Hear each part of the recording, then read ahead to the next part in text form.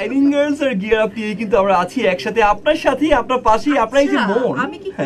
Recording studio ফাঁকা নেই, রাজ্যের ব্যস্ততা, ব্যস্ত রেডিও জকি আর অনুষ্ঠানের প্রযোজকরা। প্রতিদিনের কর্মতালিকার সাথে যোগ হয়েছে ঈদের বিশেষ আয়োজনের বাড়তি দায়িত্ব।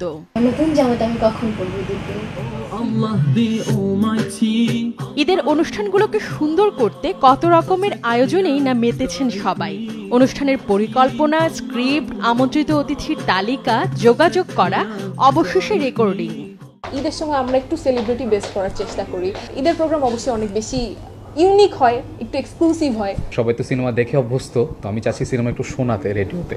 চেষ্টা করছি যে প্রোগ্রামের মানটা যাতে ভালো হয়। ধারণকৃত অনুষ্ঠানের পাশাপাশি রাতভর লাইভ কনসার্টের মতো বড় আয়োজনও চলছে সমান তালে। বড় পরিসরের একটা লাইভ মিউজিক করার জন্য একটা স্টুডিও বানিয়েছি। তো ঈদের দিন আমাদের ওইখানে প্রোগ্রাম থাকছে, ঈদের পর থেকে 4 দিন আমরা রাত 10টা থেকে 1টা পর্যন্ত আমাদের সেই স্টুডিওটা আমরা ওপেন করতে যাচ্ছি।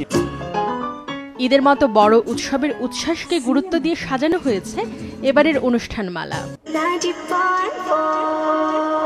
লিংকে যাচ্ছি।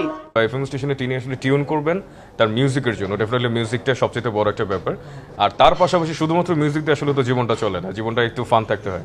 সো মোর মিউজিক মোর ফান, এর সবকিছু মিলিয়ে আসলে আমরা ঈদ নিয়েই আমাদের সমস্ত আশা এবং ভরসা। কারণ বেতার তরঙ্গের রকমারি শাব্দিক আয়োজন ঈদ উৎসবে যোগ করবে বাড়তি রং, এমনটাই প্রত্যাশা এফএম শ্রোতাদের। মৌসুমী আচার্য, এসএ টিভি, ঢাকা।